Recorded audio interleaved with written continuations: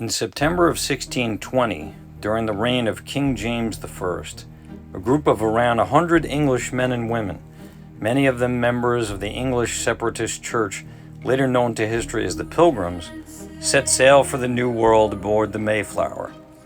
2 months later, the three-masted merchant ship landed on the shores of Cape Cod in present-day Massachusetts. In late December, the Mayflower anchored at Plymouth Rock, where the Pilgrims formed the first permanent settlement of Europeans in New England.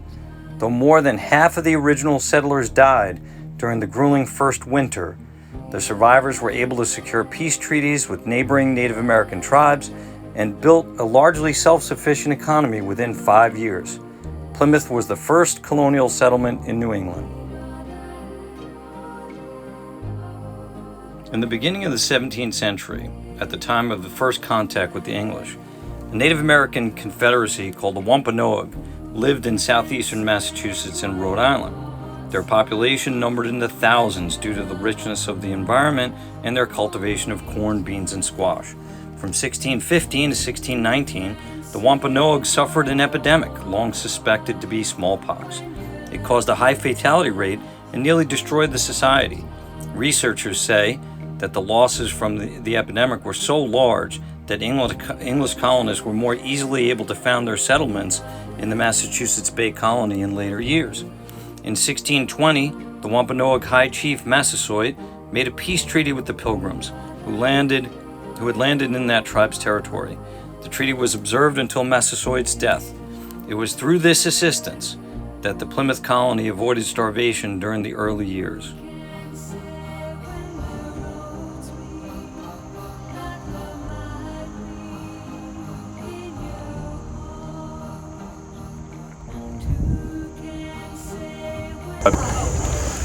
Okay, so I'm here outside what would be called a Nashwi-2. This is the Wampanoag village outside of Plymouth Plantation, and it's a good place to start this tour. You cannot talk about the story of the Pilgrims without talking about the native people that lived here first. So when you come to Plymouth Plantation, the first thing you should do is begin with a tour of the Wampanoag village. And they have traditional houses and the village, and it gives you a good idea what the native people, live like.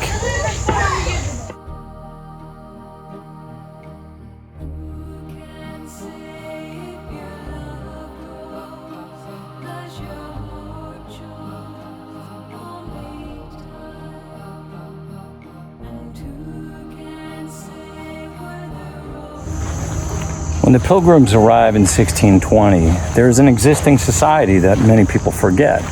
The Wampanoag people who lived here before, and especially in this area, they were decimated by diseases before the Pilgrims arrived. But there was an existing society. And the story of this English colonization of New England is the story of a clash of cultures. We have the new people showing up, the English, and we have the indigenous people that have lived here already. So we have a very different way of life between the two groups.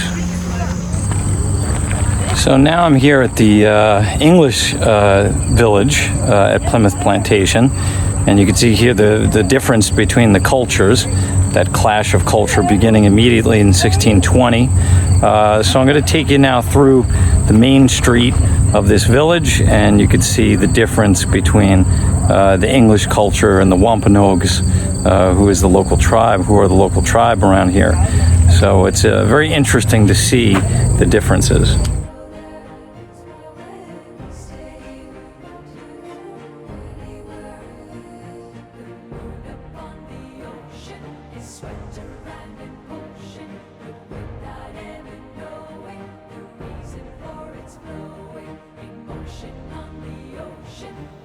Plymouth Plantation, a living recreation of the Pilgrims' first settlement set in 1627, is one of the country's great historic attractions. Costumed interpreters, each representing an actual pilgrim, reenact their lives in this astonishing setting. Visitors feel transported back in time to 17th century Plymouth as they interact with characters in this ongoing live drama. The Pilgrims community is as accurate as research can make it. Accounts of the original Pilgrim colony were combined with old records, archaeological research, and the history written by the Pilgrim leader William Bradford.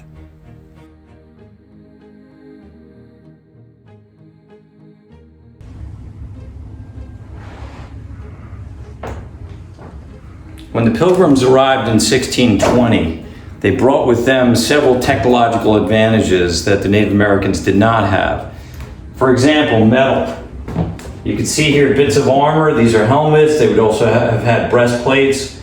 Metal in general, they would have metal things like plates and cups and dinnerware, that kind of stuff. Also weapons made out of metal. For example, swords, knives, hatchets. And another major advantage that the Europeans would bring with them are muskets. All right, this is a matchlock musket, and this musket would have been used by the Europeans, by the Pilgrims, to overcome Native American tribes that were nearby that might have been hostile to them. The gunpowder, which is another invention that the Europeans brought with them, originally invented by the Chinese.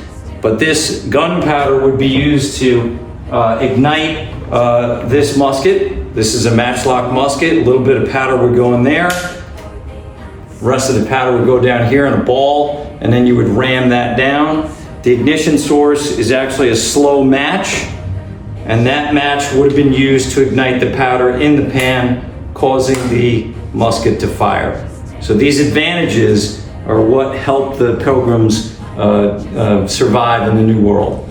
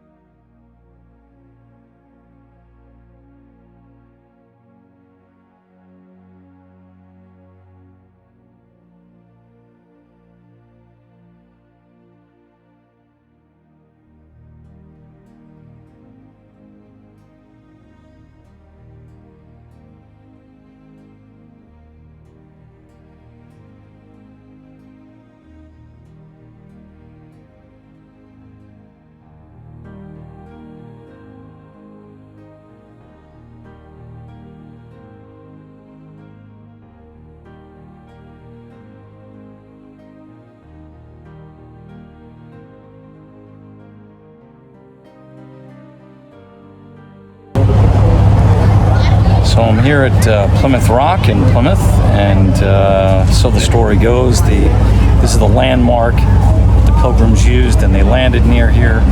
So the story is a good one. Not quite sure if it's completely true, but there's a big monument built over it, so it's a big tourist attraction. Pretty cool though. So behind me is the replica of the Mayflower, called the Mayflower II. And it's a replica of the ship that brought the Pilgrims to Plymouth in 1620. So we're going to go on board and check it out.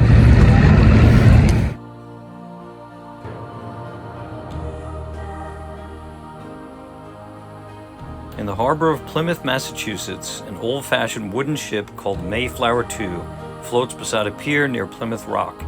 Every year, many thousands of people come aboard. They want to learn about the original Mayflower and the founding of Plymouth Colony in 1620. Plymouth Plantation has exhibited Mayflower II since 1957. Maritime artisans and other dedicated professionals work to keep the ship in her best sailing condition. In the past 10 years, they have had her out to sea under sail several times. Staff members appreciate Mayflower II as a unique time machine that enables them to get the feel of sea travel in colonial days. To understand more about ship design, construction, and the skills needed to sail in the 17th century, they study ongoing research in marine archaeology, colonial boat building, and woodworking. Just as important is understanding more about the seamen who sailed Mayflower and the passengers who traveled on it for 66 days on their way to an unfamiliar country.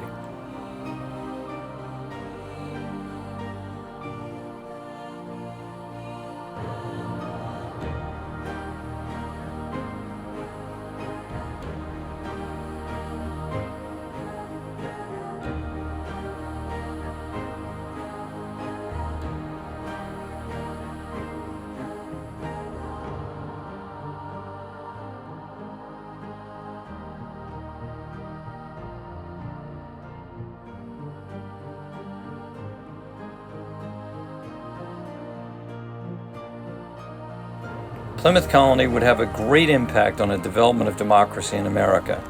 Before the Pilgrims started their new life, they had to solve some very practical problems.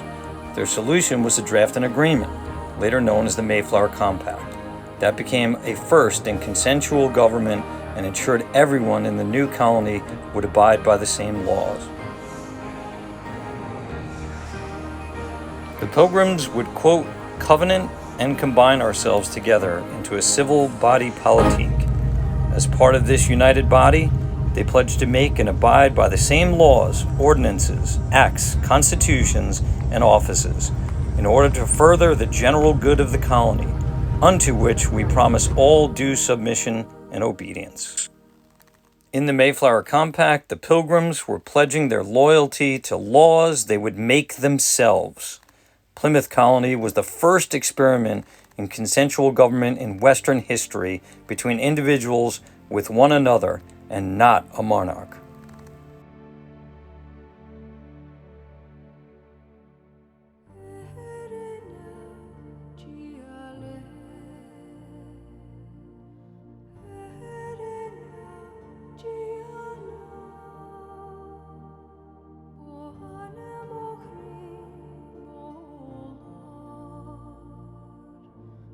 Oh